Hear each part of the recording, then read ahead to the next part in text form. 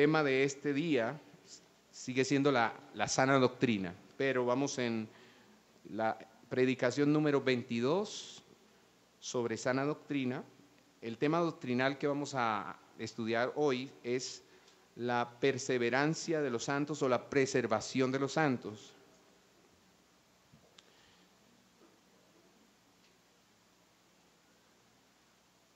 Y vamos a mirar dos textos bíblicos, un texto que nos va a servir como base y un texto auxiliar. Los textos bíblicos que vamos a estudiar son Romanos capítulo 8, versículos 1, 38 y 39, y también Judas capítulo 1, o único capítulo de Judas, versículo 24 y 25.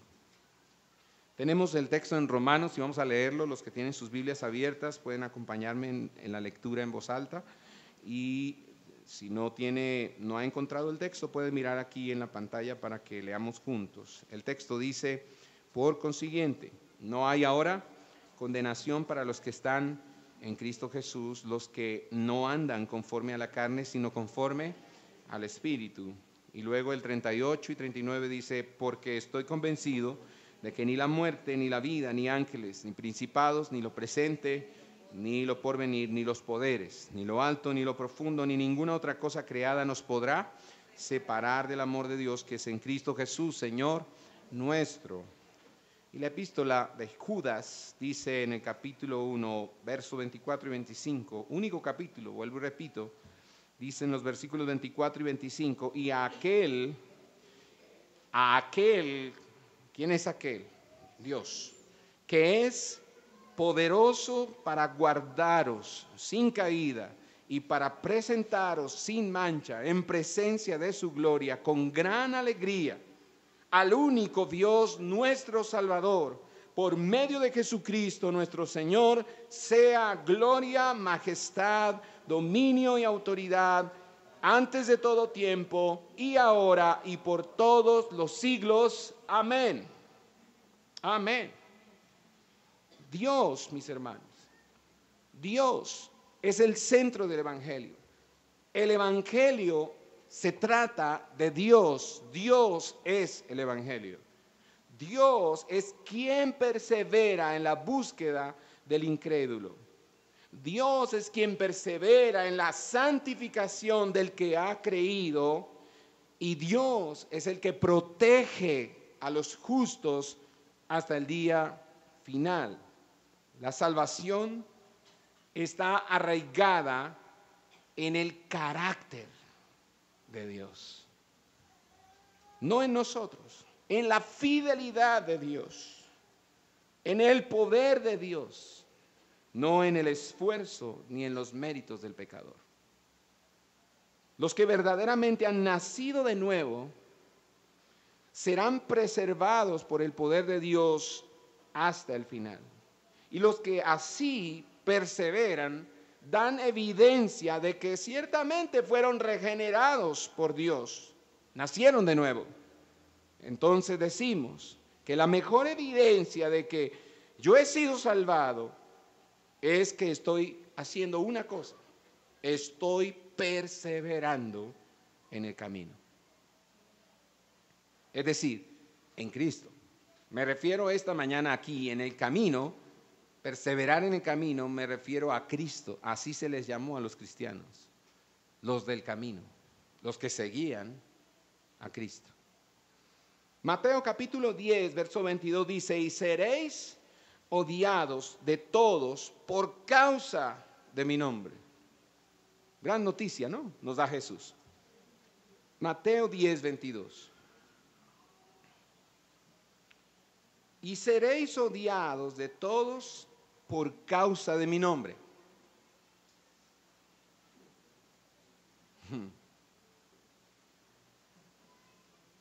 ¿Le está sucediendo?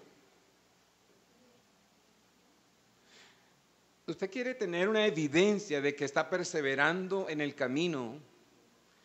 Luego, ¿está seguro de que usted es salvo? Este es un indicador de que somos salvos. Estamos siendo odiados por causa de Cristo. Dice: y seréis odiados de todos por causa de mi nombre. ¿O se está cuidando, se está guardando usted de no ser odiado por su papá, por su mamá, por su hermano, por su tía, por su tío? Porque mejor estar en paz con ellos, mejor estar tranquilo. Entonces bajamos los estándares del Evangelio para estar en paz con la familia. O usted está siguiendo a Cristo, está perseverando en el camino, no importa si es odiado de su propia familia. Porque Jesús dice, seréis odiados de todos por causa de mi nombre, pero el que persevere hasta el fin, ese será salvo. Amén. Esta no es una doctrina rara, ni una doctrina confusa en la Biblia. La doctrina de la perseverancia de los santos o la preservación de los santos es quizá una de las doctrinas más claras en las Escrituras. Vamos a mirar unos ejemplos. Romanos 11:29 dice, porque los dones y el llamamiento de Dios son irrevocables, refiriéndose Pablo a la salvación. ¿Me sigue? ¿Cuántos me siguen esta mañana? ¿Cuántos van en ese punto ahí? ¿No se han perdido? ¿Cómo aplica la iglesia tradicional evangélica este texto? La iglesia tradicional evangélica usa este texto de la siguiente manera. Hermano, los dones y el llamamiento de Dios son irrevocables. Refiriéndose a cuáles dones. A los del Espíritu. Así que, hermano, usted tiene el don de milagros, usted tiene el don de hablar en lenguas, usted tiene el don de interpretar lenguas, hermano, eso es para toda la vida. Los dones son irrevocables, hermano. De hecho, muchos dicen que este texto bíblico aplica para el ministerio. ¿Usted es pastor una vez y para siempre? No. Si usted no tiene una iglesia y no hay congregación y no hay personas que le están siguiendo, usted no es pastor. Aunque haya sido pastor antes.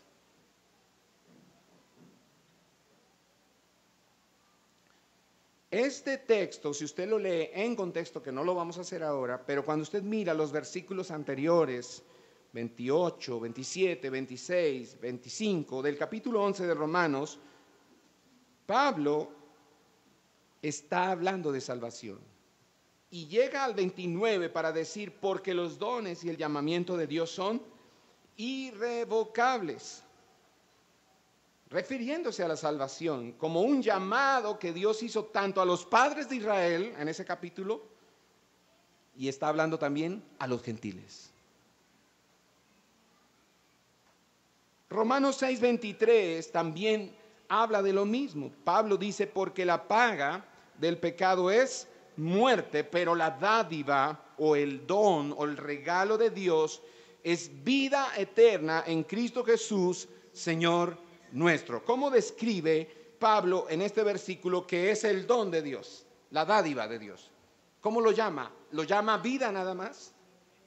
Lo llama vida eterna, no vida temporal.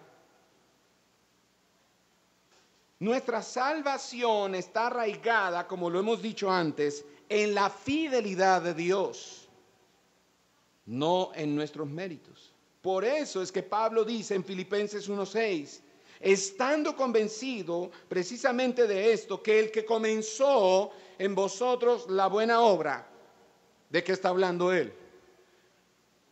Del momento de la salvación, del evento en que somos justificados por la fe en Cristo. Dice, a partir de ese momento en que comienza en nuestra vida, porque nuestra salvación no comenzó allí, comenzó en la eternidad con Dios, pero se materializa en nuestras vidas el día en que ponemos nuestra fe en Cristo, que somos justificados. Allí comienza entonces, en ese tiempo, cronos nuestro, comienza un trabajo de Dios en nuestras vidas que Pablo describe aquí en Filipenses 1:6, diciendo, estando convencido precisamente de esto, que el que comenzó en vosotros la buena obra. ¿La obra de qué? De la salvación. ¿La qué? La perfeccionará hasta el día de Cristo Jesús. De manera que la salvación está arraigada en el carácter de Dios, en la fidelidad de Dios, en el poder de Dios, no en nuestra capacidad para salvarnos y mucho menos para preservar algo que no podemos ganar. Si la salvación dependiera de nosotros, entonces no sería salvación. Y eso sería decir que nosotros comenzamos nuestra salvación. Y en ese caso, sí podríamos decir que la salvación se puede perder. ¿Por qué? Porque la salvación dependería de nosotros. Y mis hermanos, si la salvación dependiera de nosotros, se podría perder. Pero gracias a Dios que no depende de nosotros. Además que tendríamos que decir también que el sacrificio de Cristo en la cruz sería insuficiente porque depende de nosotros la salvación. La parábola del buen pastor en Lucas 15, entonces es tanto para los perdidos que el buen pastor sale a buscar, como para los que ya han sido salvados, que son ovejas de su redil, cuando es el caso de un hijo de Dios que se extravía del redil. ¿Estamos claros? No éramos su pueblo, éramos sus enemigos. Y Él vino a buscarnos y a hacernos pueblo suyo y ovejas de su prado, dice la Escritura. Y cuando no éramos su pueblo, el buen pastor vino a buscar esas ovejas que no eran de su rebaño. Recuerda que se los dijo a los judíos, que también tenía un pueblo que no era su pueblo y unas ovejas que no eran esas ovejas. Se refería a nosotros. Pero una vez nos salvó, Él preserva esas ovejas que ha traído a su redil, porque ellas por sí mismas no son capaces de mantenerse en el redil. Como las ovejas en lo natural no son capaces de mantenerse en el redil y mantenerse seguras solas sin pastor. Podemos estar seguros esta mañana de un Salvador que vino a buscarnos, como también de un fiel Salvador que preserva y protege a aquellos que ha salvado. Usted y yo podemos estar seguros esta mañana de un Salvador que vino a buscarnos y también de un fiel Salvador que preserva y protege a los que ha salvado. Y sin embargo, al afirmar estas palabras, no estamos predicando en esta iglesia la doctrina de tienes licencia para pecar, que se conoce más como con el nombre de salvo, siempre salvo. Aunque es verdad, teológicamente hablando. Es verdad, teológicamente hablando, que salvo, siempre salvo. Pero no significa lo que significa para creciendo en gracia. No significa lo que significa para muchos cristianos que entendiendo esta verdad dicen, no importa entonces cómo voy a vivir.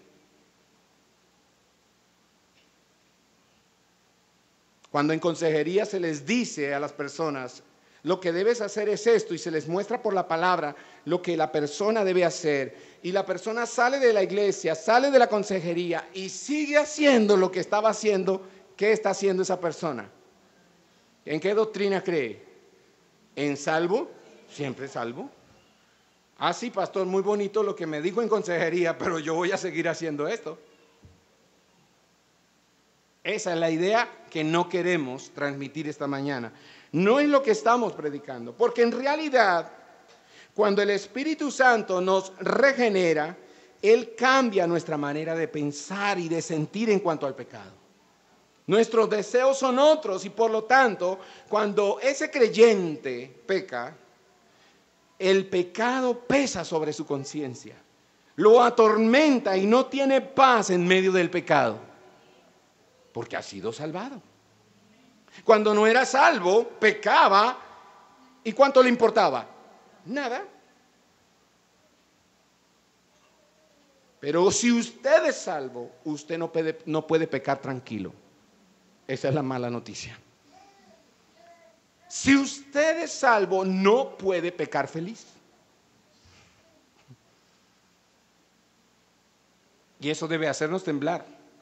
Porque si estamos pecando y no sentimos este temor reverente, esta agonía, esta miseria dentro de nosotros, eso significa que estamos todavía perdidos sin Cristo.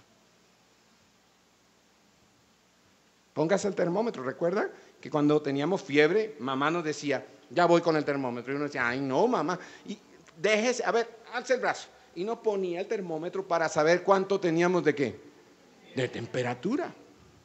Bueno, la palabra de Dios esta mañana es un termómetro para que se lo ponga en su corazón. Si no está temblando, si no siente esta agonía en su conciencia, si no siente este tormento en su conciencia cuando está pecando, si solo siente paz y gozo cuando peca, usted va camino al infierno.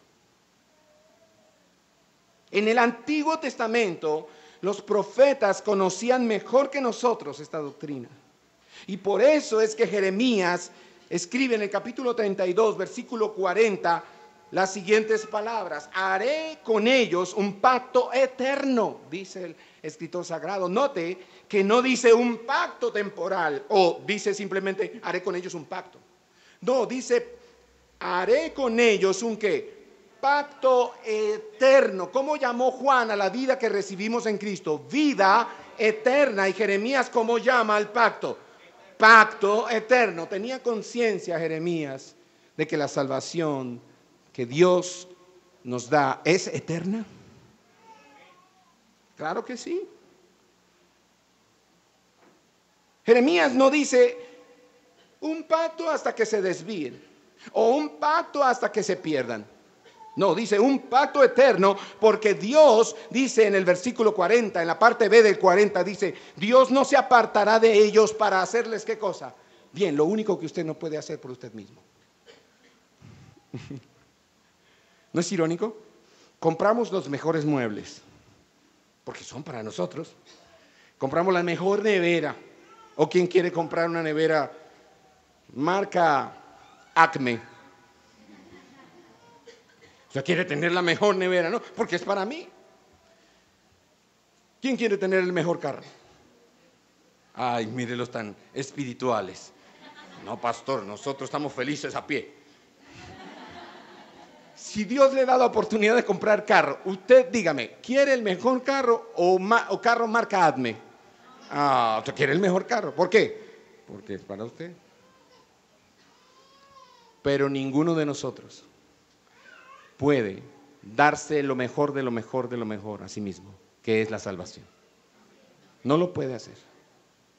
Puede tener los lujos y las cosas materiales más costosas, más finas, pero no puede darse lo mejor de lo mejor de lo mejor, que es la salvación. Y entonces, como Dios sabe que no podemos obtenerla, Él dice desde el Antiguo Testamento en Jeremías, dice, haré con ellos pacto eterno, versículo 40, la parte B, ¿cómo dice? Que Dios no se apartará de nosotros con el propósito de hacer ¿qué cosa? De hacernos bien, dice allí, haré con ellos un pacto eterno por el que no me apartaré de ellos. Ellos se apartarán de mí, pero yo no me apartaré de ellos. Por eso la salvación se basa en la fidelidad de Dios, en el carácter de Dios. Dios permanece fiel, aunque seamos infieles. Y entonces dice, para hacerles bien, no estamos predicando, puedes ser infiel, puedes ir a pecar, tranquilo que Dios no se apartará de ti. Eso no es lo que estamos diciendo esta mañana. Estamos diciendo que aunque nosotros pecamos, Él permanece fiel. ¿No lo conmueve eso esta mañana? ¿No quebranta su corazón el saber que Dios está ahí? Aunque usted muchas veces no está.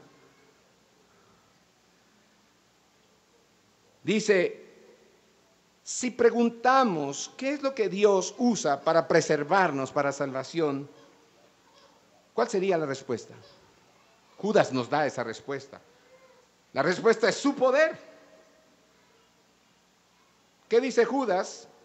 24 dice, y aquel que es poderoso para guardaros sin caídas y para presentaros sin mancha en presencia de su gloria con gran alegría. ¿Cuál es la herramienta? ¿Cuál es la virtud que Dios usa? ¿Cuál es la cosa? ¿Qué cosa usa Dios para preservarnos, para salvarnos y preservarnos? Su poder. Eso quiere decir que nosotros no tenemos poder. Deja de lado la idea de que la salvación depende de nosotros, porque no tenemos poder ni para obtenerla y mucho menos para conservarla. Jesús lo dice categóricamente en el Evangelio de Juan. Juan capítulo 10, versículos 27 hasta el 29. Alguien dirá que Jesús es un egocéntrico. Después de leer este texto. No, Jesús es Dios. Él no tiene problemas de autoestima. Él solamente dice la verdad cuando se refiere a sí mismo. Ahora mire qué dice cuando él habla de él mismo en Juan. Juan 10, 27 al 29. Lea conmigo. Mis ovejas oyen mi voz. ¿Qué pronombre usó para comenzar la oración? Mis. Qué egoísta es Jesús. Mis ovejas oyen mi voz. ¿Y qué más dice? Vea, más egocéntrico. ¿Para dónde?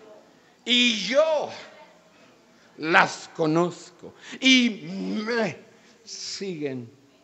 Y yo, mire qué egoísta, qué orgulloso es. Y yo les doy vida eterna y jamás perecerán y nadie las arrebatará de mi mano.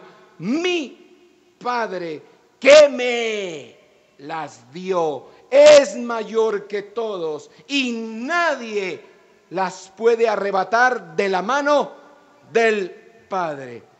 Usted lo que tiene es que gritar aleluya. Es suya toda la obra, es suyo todo el esfuerzo. Entonces Judas tiene razón cuando escribe: y aquel que es poderoso para guardaros sin caída y para presentaros sin mancha en presencia de su gloria con alegría, al único Dios nuestro Salvador, por medio de Jesucristo nuestro Señor, sea la gloria, la majestad, el dominio y autoridad antes de todo tiempo y ahora y por todos los siglos. Amén. Porque Él es el que salva y el que preserva a los que salva. Aleluya. Sol y Deo gloria tiene más sentido esta mañana. Solo a Dios la gloria. Porque no depende del que quiere ni del que corre, sino de Dios que tiene misericordia de nosotros, dice Pablo a los romanos. Dios ha hecho su voluntad soberana al salvarnos, y también cuando nos preserva para redimirnos. Él hace lo que quiere, cosa que usted no puede hacer. A nosotros nos gusta la idea, ¿no? Decimos: yo voy a hacer lo que yo quiera. A mí nadie me dice lo que tengo que. Pero mi hermano, del dicho al hecho hay mucho trecho. Usted en realidad no puede hacer lo que quiere. Solo Dios hace lo que Él quiere. Isaías capítulo 46, versículos 9 al 11, y lo vamos a leer aquí en la pantalla. Isaías 46, versículos 9 al 11. Mire cómo dice la escritura: acordaos de las cosas anteriores, ya pasan. Entonces, ¿a qué apela Dios primero? Para darles a entender a su pueblo que ellos no pueden hacer como ellos quieren, que el único que puede hacer lo que le plazca es Dios. Entonces dice: acuérdense. Es como si Dios esta mañana nos trajera este texto y nos dijeran: no pierdan su tiempo. Miren, para que se convenzan, les voy a pedir un favor. acuérdense de lo que ha pasado. Y luego dice, porque yo soy Dios y no hay otro. Otra vez, yo soy Dios, y no es egocéntrico. Es sincero. ¿O es que hay alguien como Él? ¿Hay alguien mejor que Él? ¿Hay alguien más grande que Él? ¿Mayor que Él? ¿Hay alguien a quien Dios le deba? No. Entonces Él es simplemente sincero. Yo soy Dios y, ay, qué egocéntrico, y no hay ninguno como yo. ¿Qué sigue diciendo en el 10? Que declaro el fin desde el principio. Maravilloso. Dice Dios, yo soy el único Dios, no hay otro como yo. Que declaro el fin desde el principio y desde la antigüedad lo que no ha sido hecho. Yo digo, solo yo puedo decir esto, dice el Señor. Mi propósito será establecido y todo lo que quiero realizaré. Y a su nombre, gloria. Porque si Él no dice y no es capaz de hacer esto, nadie puede ser salvo. Imagínense usted, Dios sentado aquí en su trono, alto y sublime, sus faldas llenando el templo, y una fila de gente de este mundo, y Él preguntando, a ver, Vladimir, ¿quieres ser salvo? No, Señor, no quiero.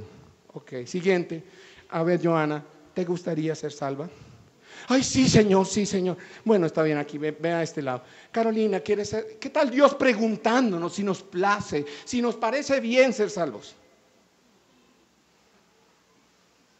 Como dice Sugel Michelén, si dependiera de nosotros, si Dios nos dejara elegir, todos diríamos no nos interesa ser salvos. En el mundo estamos bien. Como estoy bien. Pregúntele al que está fornicando si quiere ser salvo. Y verá que lo va a pensar. No debería pensarlo, ¿cierto? Deberíamos gritar, sí, ¿qué hay que hacer? Como el carcelero. Dígame, señor Pablo, señor Silas, dígame, ¿qué tengo que hacer para ser? Deberíamos hacer eso, pero no. El que está en pecado cree que está en el cielo. El que está en pecado no cree que exista algo mejor que el placer de pecar. Y ese es el peor insulto para la gracia de Dios. Es decir, a Dios, ¿sabes? Tú no puedes ser mejor que este pecado. Por eso se condenan los hombres. Porque la luz viene al mundo, pero los hombres aman más las tinieblas que la luz. Creo que era hasta el versículo 11, si no estoy mal, ¿cierto? ¿Qué decía el 11? Yo llamo del oriente un ave de rapiña, y de tierra lejana al hombre de mi propósito. En verdad he hablado, ciertamente haré que suceda. Lo he planeado, así lo haré. Qué bueno que depende del Señor. Gracias a Dios que dependa del Señor. Algunos pueden apostatar como Judas el día de hoy, quien traicionó a Jesús, pero nunca se arrepintió ni regresó al camino. Judas era un hijo de perdición, como dice la Escritura. Uno que nunca nació de nuevo, nunca fue regenerado.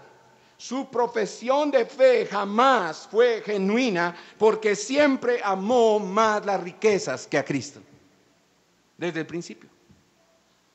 En cambio, acerca de Pedro, el Evangelio de Lucas dice lo siguiente. Lucas 22, 31 al 32 dice: Simón, Simón, mira que Satanás os ha reclamado para zarandearos como a trigo.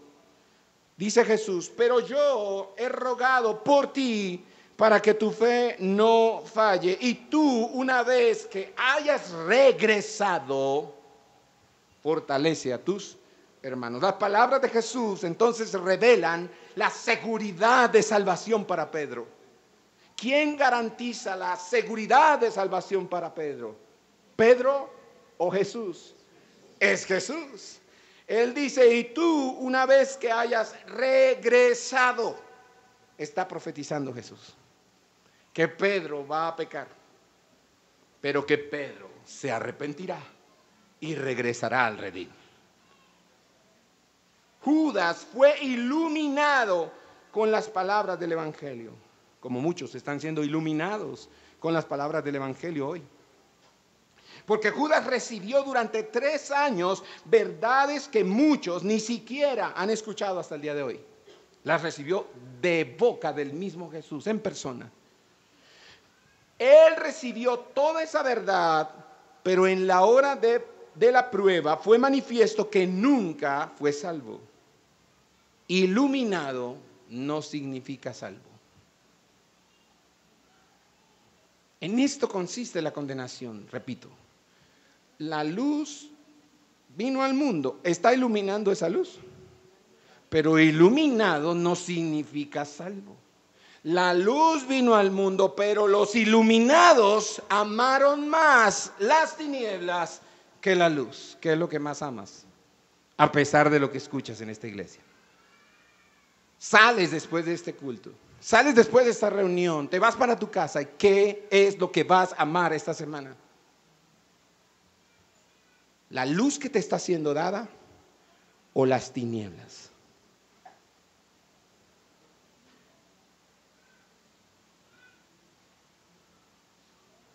Usted puede venir a la iglesia toda su vida y recibir toda la luz que emana de la verdad evangélica y no ser salvo. La historia cuenta que David Hume, un filósofo escéptico del siglo XVIII, en una ocasión se alistaba para ir a escuchar predicar a George Whitefield, y alguien le preguntó por qué asistía a escuchar esas prédicas si él no creía en lo que George Whitefield predicaba. Y David Hume respondió, yo no, pero él sí. Yo no creo lo que él predica, pero él sí lo cree. Y me encanta ir a escucharlo predicar de su convicción. Hay gente que le encanta venir a la iglesia a oír lo que se está predicando, pero no cree. Como no cree, no es salvo. Como no es salvo, no odia el pecado. Sigue amando las tinieblas y aborreciendo la luz. Le molesta que en casa, que alguien familiar, alguien cercano le diga, oye, eso está mal, le molesta eso. ¿Cómo responden esas personas? No te metas en mi vida privada. ¿A ti qué te importa?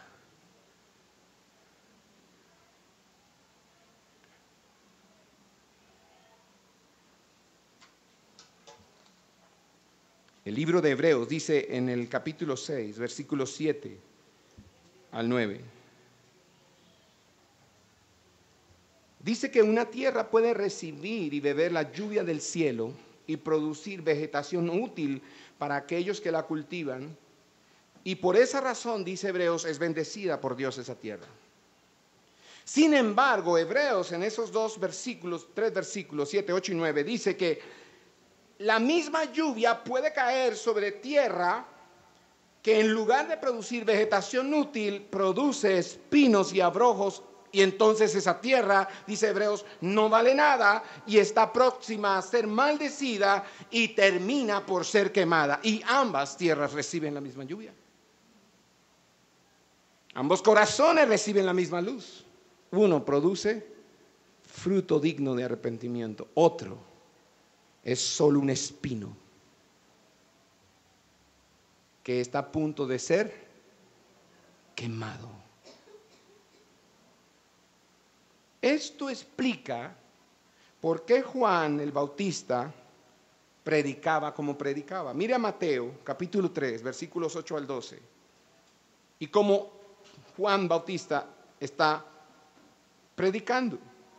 Por tanto, dice Juan, dad frutos dignos de arrepentimiento, y no que presumáis que podéis deciros a vosotros mismos: tenemos a Abraham por padre, porque os digo que Dios puede levantar hijos a Abraham de estas piedras, y el hacha, dice Juan, ya está puesta a la raíz de los árboles. Por tanto, todo árbol que no da buen fruto es cortado y echado al fuego. Yo a la verdad os bautizo con agua para arrepentimiento, pero el que viene detrás de mí es más poderoso que yo, a quien yo no soy digno de quitarle las sandalias. Él, Jesús, os bautizará con el Espíritu Santo, ¿y qué? Y con fuego.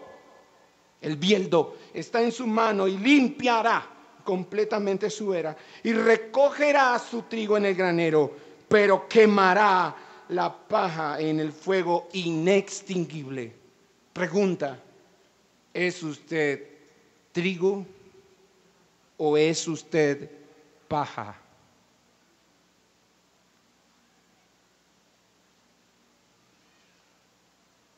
Y Mateo capítulo 7 verso 20 también dice: todo árbol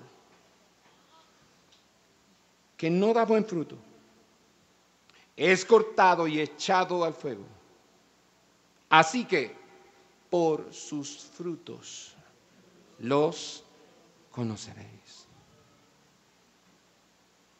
El primer teólogo que ofreció una explicación extensa de esta doctrina de la preservación de los santos fue Agustín de Hipona. La frase latina que él usó fue donum perseverantiae, que significa el don de la perseverancia. Y con esa frase Agustín quiso decir que la perseverancia en la vida del cristiano no es un logro que solo se consiga por esfuerzo humano, sino que es un don, es un regalo de Dios.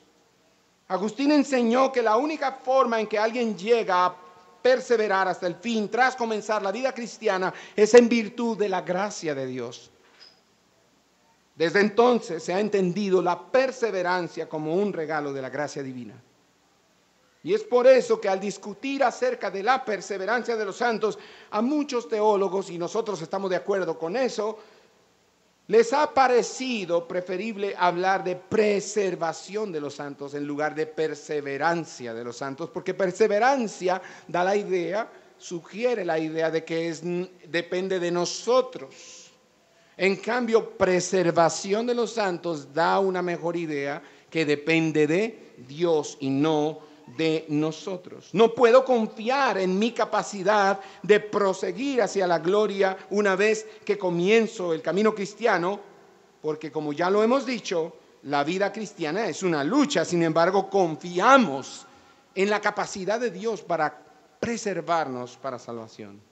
Y en Casa de Adoración 24/7 creemos que los verdaderos regenerados, los nacidos del Espíritu, no apostatarán para perecer irremediablemente, sino que permanecerán hasta el fin. En Casa de Adoración 24/7 creemos que la unión de los salvos perseverante a Cristo es la señal notable que los distingue de los que superficialmente hacen profesión de fe, y por el bien de ellos Dios vela la providencia especial de Dios. Esto era la introducción. Los puntos van a ser cortos. En realidad, les digo la verdad, va a ser corto. Número 1. Esta introducción era necesaria, mis hermanos. A veces la introducción es necesario así. No siempre. La mayoría de las veces la introducción debe ser corta y luego viene el desarrollo del sermón, los puntos, que es donde se describe o se explica el texto bíblico con más detalle. Sin embargo, esta introducción era necesaria porque la doctrina de la preservación de los santos es una doctrina que es rechazada abiertamente por la iglesia evangélica hoy, por la mayor parte de los cristianos hoy. O sea, decimos que creemos en la soberanía de Dios, pero enseguida afirmamos que la salvación se puede perder. Decimos que creemos en que Dios es soberano para elegir, pero enseguida pensamos, pero de todas maneras se podría perder la salvación. No se puede perder lo que no se puede ni siquiera ganar. Y si en realidad hemos recibido lo que no podíamos ganar porque ha sido un don y por gracia Él nos lo ha dado a través de Cristo, entonces nunca se perderá. Nunca se perderá. En primer lugar, si estás en Cristo, lo vamos a entender aquí. Si estás en Cristo no puedes ser condenado. Esa es una forma de decir que la salvación no se puede perder. ¿Dónde está eso? En nuestro texto de estudio, Romanos 8:1, dice: por consiguiente, no hay ahora condenación para los que están en Cristo Jesús, los que no andan conforme a la carne, sino conforme al Espíritu. Ahora, debemos recordar, cuando se usa aquí la palabra, la expresión, no hay condenación para los que están en Cristo. Esa expresión nos puede ser más fácil entenderla recordando Romanos 5:1 y 2. Romanos 5:1 y 2 dice: somos justificados por medio de la fe en Cristo, y por esa razón es que ahora tenemos paz para con Dios, y que por medio de esta fe entramos en la gracia de Dios, en la cual estamos firmes, dice, firmes, y nos gloriamos en la esperanza de la gloria de Dios. Entonces, piense ahora, ¿qué tipo de fe, por ejemplo, le fue acreditada a Abraham como justicia? Cuando Dios le da fe a Abraham en el Antiguo Testamento, y luego en Hebreos, la carta a los Hebreos habla de este creyente en el Antiguo Testamento y de una fe que le fue contada por justicia. ¿Qué tipo de fe le acreditó Dios a Abraham y a nosotros como justicia? Preguntas. ¿Fue el primer acto de fe cuando Dios le habló la primera vez a Abraham y le dijo que dejara Ur de los Caldeos en Génesis 12:1? ¿O fue la fe de Génesis 15:6 cuando Dios le prometió que sus descendientes serían como las estrellas? ¿O fue la fe de Abraham en Génesis 17 cuando Dios le prometió un hijo para el próximo año a pesar de su edad avanzada y de la esterilidad de Sara? ¿O fue la fe de Génesis 22 cuando Abraham ofreció a su hijo Isaac? ¿Cuál de esas fe fue la que Dios le acreditó como fe para ser justificado? ¿Somos justificados en el primer destello de fe en nuestras vidas o por una vida de fe? Romanos 4:3 cita a Génesis 15:6, donde Dios le promete a Abraham que sus descendientes serían como las estrellas de los cielos. Como dice Romanos capítulo 4, versículo 3. Porque ¿qué dice la Escritura? Y creyó Abraham a Dios y le fue contado por justicia. Y esto se refiere a la fe de Abraham en Génesis 15:6, donde Dios le está prometiendo que sus descendientes serán como las estrellas del cielo.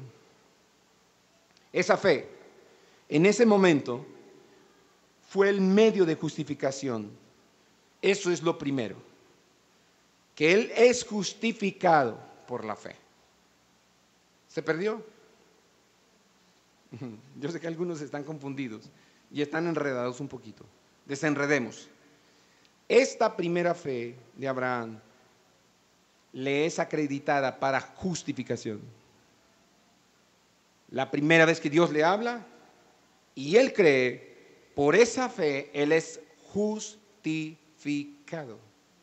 Pero en segundo lugar, en Romanos capítulo 4, versículos 19 al 21, mire cómo escribe Pablo. Dice, y sin debilitarse en la fe. Es decir, que ya tenía fe. Si dice, y sin debilitarse en la fe, está diciendo que este hombre ya tenía una fe primera. ¿Cuál? La del primer momento cuando Dios le habló y él creyó. En ese momento, por esta fe, es justificado delante de Dios. ¿Para ser qué? Salvo. Pero Romanos 4:19 dice que él no se debilitó en la fe contempló su propio cuerpo y dijo, estoy viejo, Dios me está prometiendo un hijo, pero yo ya tengo casi 100 años. Y él no dijo, no, esto no es posible. Él como dijo, si Dios lo promete, si Dios lo dice, yo lo ¿qué? Lo creo. Dice, y sin debilitarse en la fe, contempló su propio cuerpo, que ya estaba como muerto, puesto que tenía como 100 años. Y también miró la esterilidad de la matriz de Sara, pero eso no lo debilitó en la fe. El que tenga oídos para oír, que oiga esta mañana. Sin embargo, respecto a la promesa de Dios a Abraham, no que titubeó con incredulidad, sino que se fortaleció en fe, haciendo ¿qué cosa? Dando gloria a Dios y estando plenamente convencido de que lo que Dios había prometido, poderoso, que decía Judas, porque Él es digno de majestad, gloria, alabanza, adoración y todo lo que dice Judas, porque Él es poderoso para salvar y para guardar a los que ha salvado. Y dice, por lo cual, entonces, y estando plenamente convencido de que lo que Dios había prometido, poderoso era también para cumplirlo. Después de esta descripción de la fe de Abraham, cuando tenía casi 99 o 100 años, en el versículo 22, ¿qué dice? Romanos 4:22. Por lo cual, también su fe le fue contada por ¿qué? ¿Eso qué nos está diciendo esta mañana? La conclusión de este caso Abraham, es que la primera fe de Abraham ejercitada en Génesis 12:1, le fue acreditada como justicia. La fe de Abraham ejercitada en Génesis 15 le fue acreditada como justicia. Y la fe ejercitada en Génesis 17 de Abraham, al menos más o menos 13 años después de que el Señor le había prometido un hijo, le fue también acreditada como justicia. ¿Qué concluimos entonces? Concluimos que somos justificados en el mismo primer acto de la fe salvadora. Concluimos que esa justificación no es un proceso, es un veredicto de Dios, es un acto singular que cuenta a una persona como justa y aceptable ante Dios sobre la base de la justicia de otra persona, es decir, de Cristo. Pero este primer acto de fe salvadora es un tipo de fe que preservará, según Dios la diseñó por su gracia. De hecho, nosotros podemos decir esta mañana que toda la fe que ocurre después de ser justificados está contenida en la primera fe que nos justificó, como un roble está contenido en una bellota.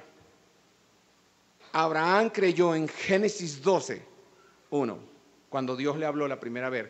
Le dijo, sal de Ur, de los caldeos. Sal de ahí, por favor, y vas a ir a una tierra que yo te voy a mostrar. Esa fue la primera vez que Dios le habló. ¿Qué hizo Abraham en ese momento? Creyó. Por esa primera fe, ¿qué fue? Justificado. Pasaron los años y Dios le dice, después de mucho tiempo, ¿sabes una cosa? Te voy a dar un hijo. ¿Y qué hizo Abraham en ese momento? Estaba casi de 100 años, su esposa era estéril. ¿Qué hizo Abraham? ¿Qué dice Romanos? ¿Qué hizo? Creyó, no se debilitó, no tuvo temor, no desconfió. Dijo, si tú lo dices, lo sigo creyendo. Cualquier cosa que tú digas, la creo. Lo que está diciendo la Escritura es lo siguiente.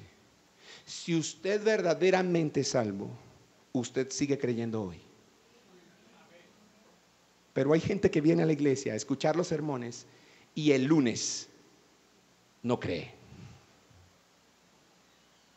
El martes está muerto en sus delitos otra vez y pecados. El miércoles está sepultado. El jueves necesita que el Señor lo llame de la tumba y le diga nuevamente, Lázaro, ven fuera.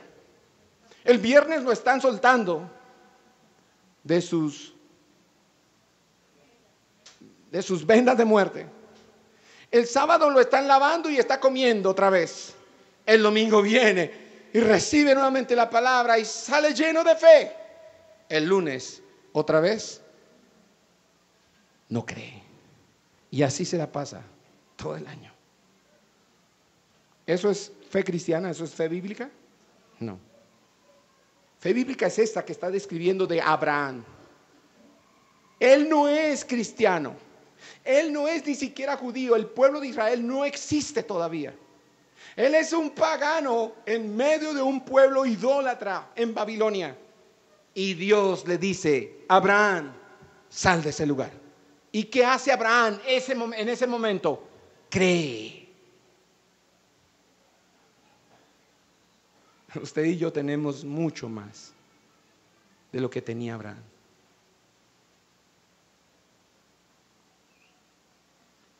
Es por esa razón que no hay condenación para el que está en Cristo.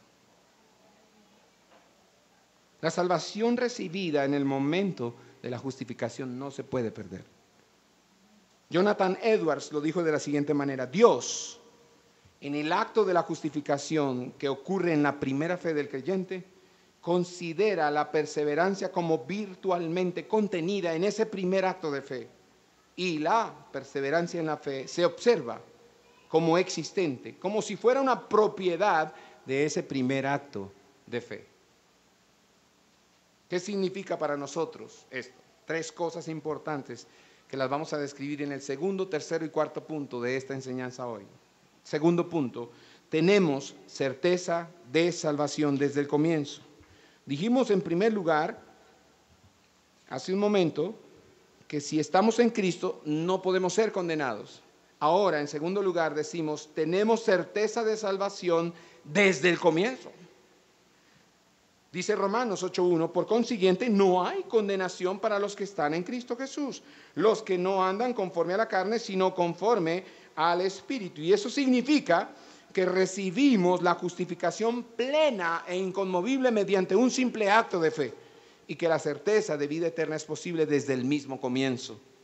La justificación no viene a usted en partes, una parte un día y otra parte otro día.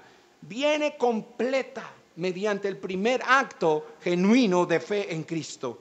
Usted no acumula pedacitos de justificación con cada nuevo acto de fe y espera tener suficientes pedacitos recogidos al momento de morir como si fuera un rompecabezas. Ya tengo todas las fichas. No hay pedazos de salvación. Hay una salvación tan grande, dice el escritor sagrado. Esta salvación tan grande.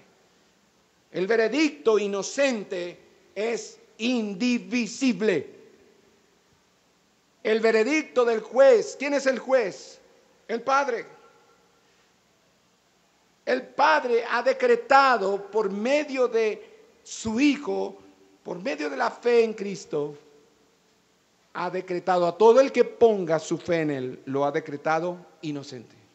¿Lo cree o no? Difícil, ¿no? Y la obra de Cristo en que tenemos nuestra justicia es una obra completa y perfecta. No se le puede añadir. No se mejora con el tiempo. Somos unidos una vez con Cristo mediante nuestra primera fe, no progresivamente. Ahí voy, pastor, ahí voy cada día un poquito más cerca de Jesús.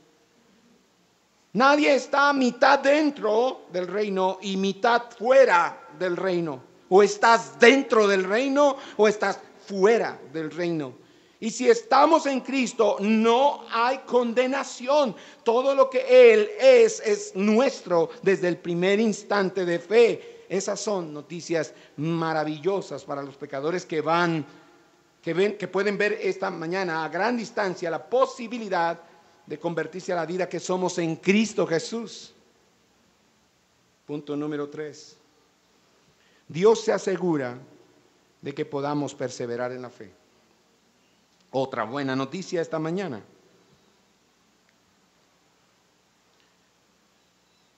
Nuevamente el texto dice, por consiguiente, no hay ahora condenación para los que están en Cristo Jesús, los que no andan conforme a la carne, sino conforme al Espíritu. ¿Y qué garantía hay de esta promesa en Romanos? Bueno, Judas nos da una exposición magistral que es garantía de esta promesa en Romanos. No hay condenación para los que están en Cristo. ¿Cómo se garantiza eso?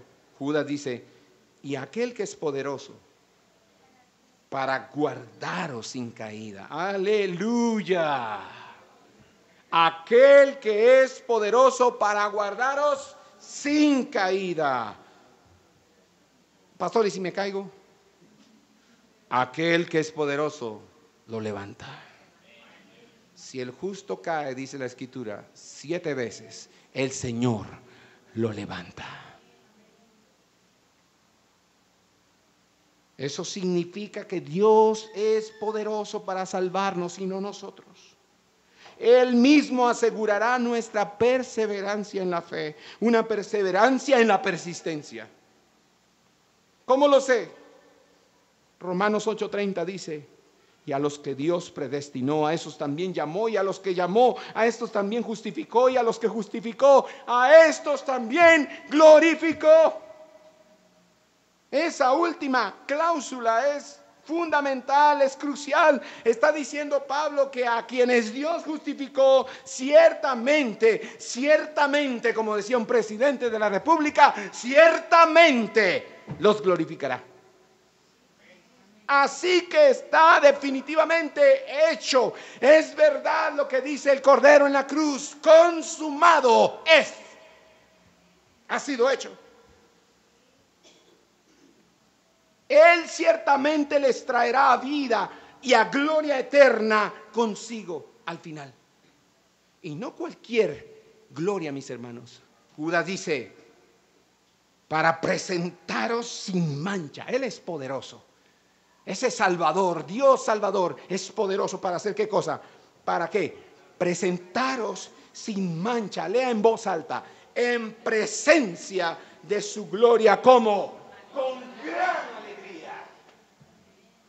Qué gloriosa será esta salvación, que dice Judas, con gran alegría.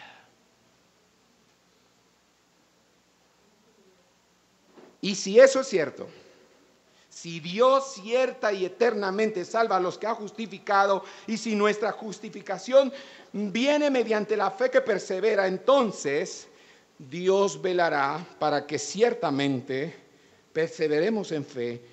Dios se encargará, Dios no cerrará el ojo, Dios no va a pestañear para encargarse de que usted y yo perseveremos hasta el final. Le voy a leer un texto bíblico que tiene que hacerlo salir de la silla después de que lo lea. Este texto debe producir un avivamiento en su vida espiritual esta mañana.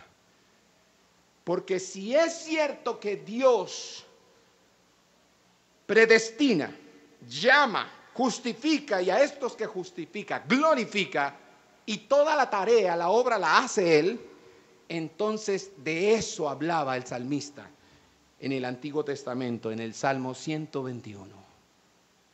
Usted ha leído este salmo muchas veces y no ha caído en cuenta que se trata de su salvación. Esta mañana usted va a abrir los ojos. Salmo 121, lo vamos a leer juntos en voz alta. Y después de esto pueden danzar en el Espíritu. Salmo 121:1, ¿está ahí? En voz alta. Levantaré mis ojos a los montes.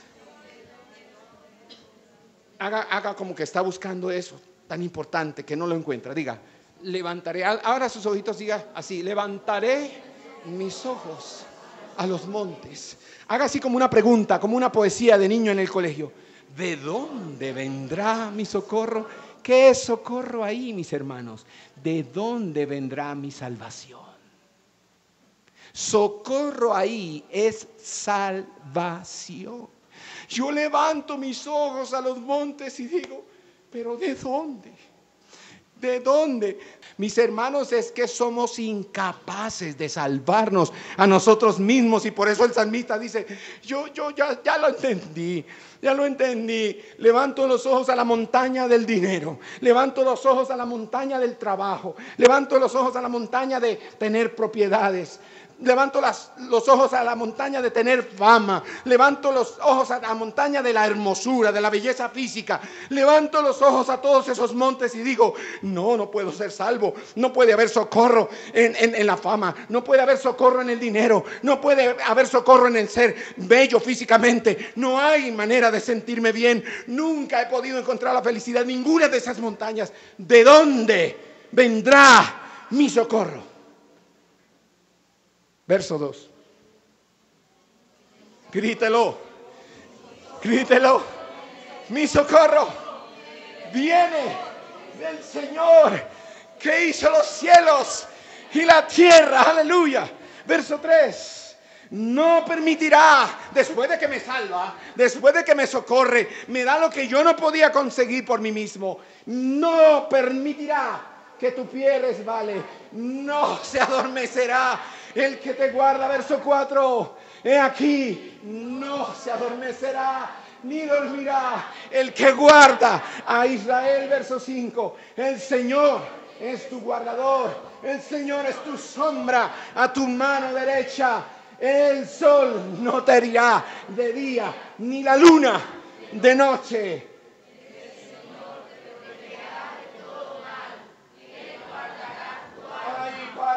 No dice que Él guardará tus finanzas. No dice que Él guardará tu salud. No dice que Él guardará tu hermosura física. Él dice que el Señor guardará nuestra alma. ¿Tiene o no tiene que ver con salvación este salmo? ¡Qué maravilloso! El Señor entonces se encargará, porque si dependiera de mí se perdería. Él dice, yo guardo el alma, pero también guardo su salida y su entrada, porque uno no sabe, esta gente es muy traviesa, estas ovejas son muy tercas. Yo los guardo completamente, los salvo, los preservo para salvación, y aun cuando se levantan en la mañana y van para el trabajo, también los guardo. Y cuando regresan del trabajo y se van a dormir, también los guardo en su casa. Desde ahora y para siempre, se refiere en la eternidad. La salvación no se pierde. Desde ahora y para siempre. ¿Cuántas veces dice guarda? Dice una vez, 2 veces, 3 veces, 4 veces, 5 veces, 6 veces, dice el Salmo, Él guardará.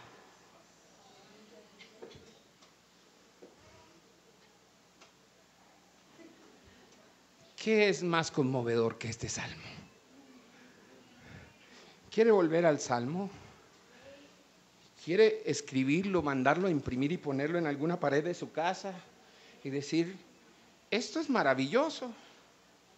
Yo he alzado mis ojos a los montes.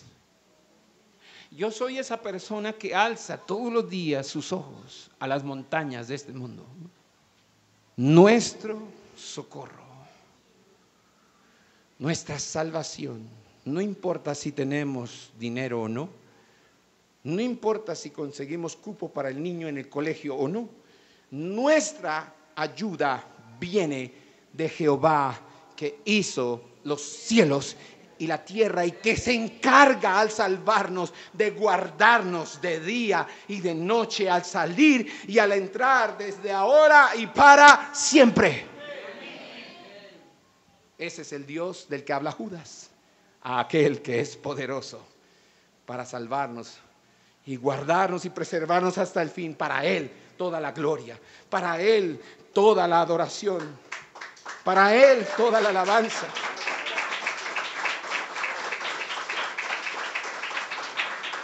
Maravilloso Dios. Nuestra esperanza está en Él. Punto número 4. Perseverar en la fe. Entonces es una evidencia de salvación eterna. Dicho de otra manera, perseverar en la fe es una evidencia de que la salvación es eterna, no es temporal. Por eso es que Pablo dice en el 38 de Romanos 8, solo voy a leer 3 palabras: porque estoy convencido. Esas son las palabras claves de este punto. Porque estoy convencido.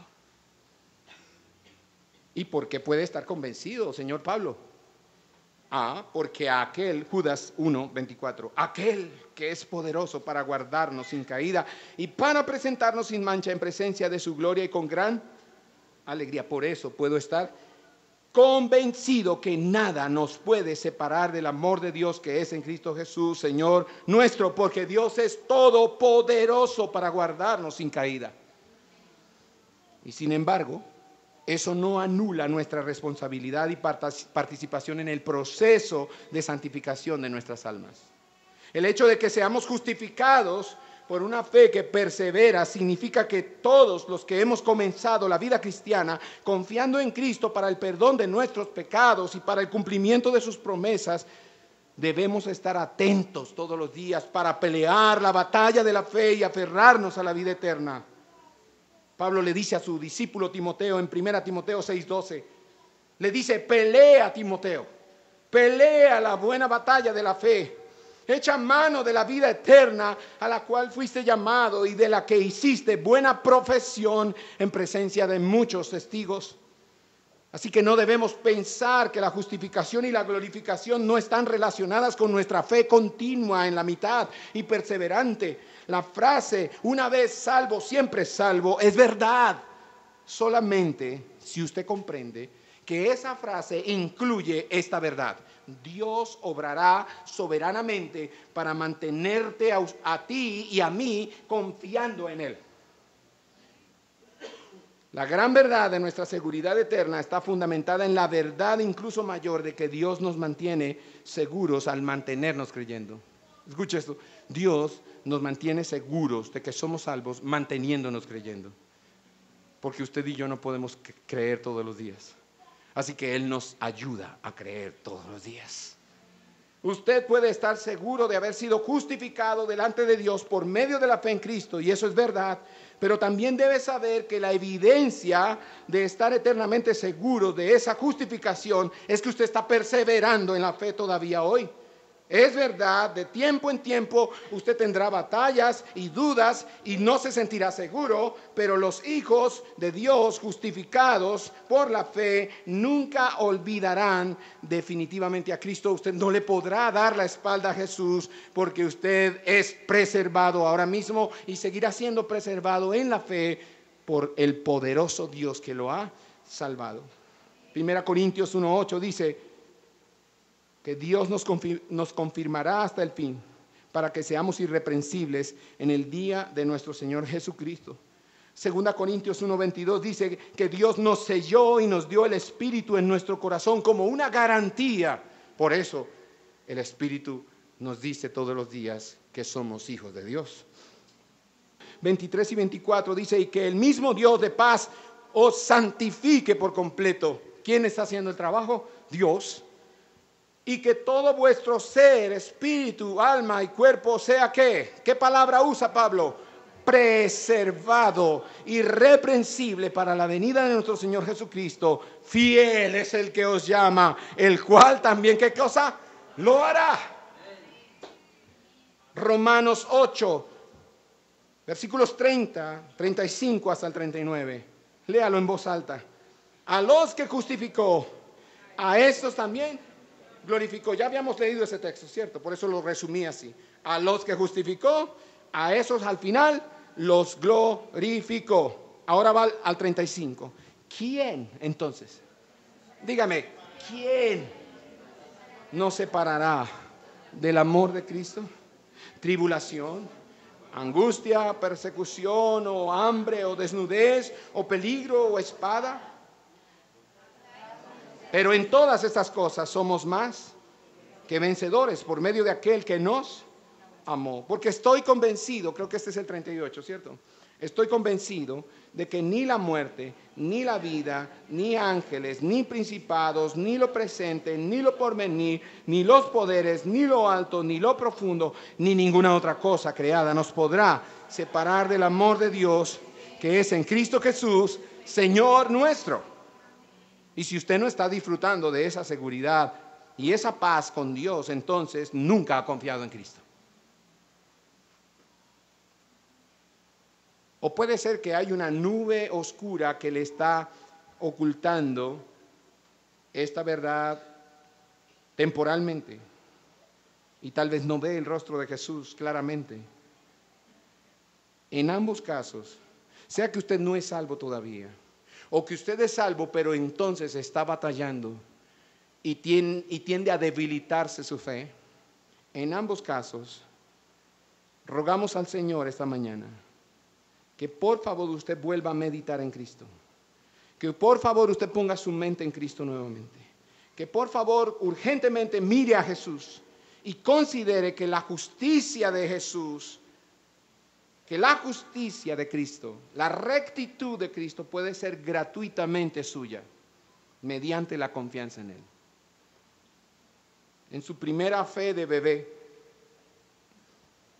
cuando creyó la primera vez, o en su temporada de oscuridad más densa, medite en el hecho de que el Dios Todopoderoso garantiza en fe mantenerle y traerle a sí mismo una y otra vez. Las veces que sea necesario, Él lo va a traer de nuevo hacia Dios. Hasta que usted esté seguro en el cielo para siempre. Para terminar, quiero contar esta anécdota o esta pequeña historia acerca de una mujer llamada Miriam Hargrave. Algunos dicen que esta mujer podría haber recibido el premio a la perseverancia. Nació en 1908 en Inglaterra. Intentó 39 veces aprobar su examen para conducir. 39 veces hizo el curso de conducción.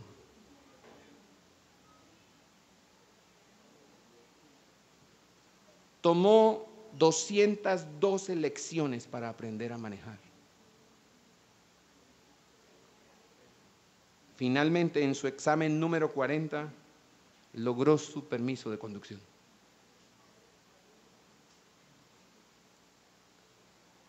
Ante esa perseverancia para conseguir algo temporal, debemos examinar esta mañana si estamos perseverando nosotros por lo que es eterno. ¿Cuántos de ustedes han decidido en su corazón perseverar en su fe a pesar de todo lo que les está pasando? Pablo dice al final de su vida en Filipenses 3, 13 y 14, hermanos, yo mismo no pretendo haberlo ya logrado, pero una cosa hago, dice Pablo, olvidando que es el problema más difícil de resolver. Olvidando ciertamente qué cosa. Y dice Pablo, yo no pretendo haberlo ya logrado, pero hago una cosa. ¿Qué cosa hay que empezar a hacer? Olvidar lo que queda atrás. ¿Y qué más? Y extendiéndome a lo que está delante, ¿qué hace Pablo? Prosigo a la meta. Eso es perseverar en la fe. Al premio del supremo llamamiento de Dios en Cristo Jesús. ¿Y por qué Pablo puede decir eso? Pablo lo dice porque una persona mayor que Pablo perseveró hasta el final. Jesús. Jesús no se detuvo hasta estar colgado en la cruz. Y colgado en la cruz dijo, consumado es. Por lo tanto, mi hermano, si usted está en Cristo no puede ser condenado. Si usted está en Cristo, tiene certeza de salvación desde el primer momento en que creyó. Si usted está en Cristo, Dios se asegura todos los días de que usted pueda perseverar en la primera fe. Y si usted está en Cristo esta tarde, usted está perseverando en su fe y eso es evidencia de que usted fue salvado. Gloria a Dios por esa preciosa perseverancia. y preservación que Dios hace posible gracias a su poder. Amén.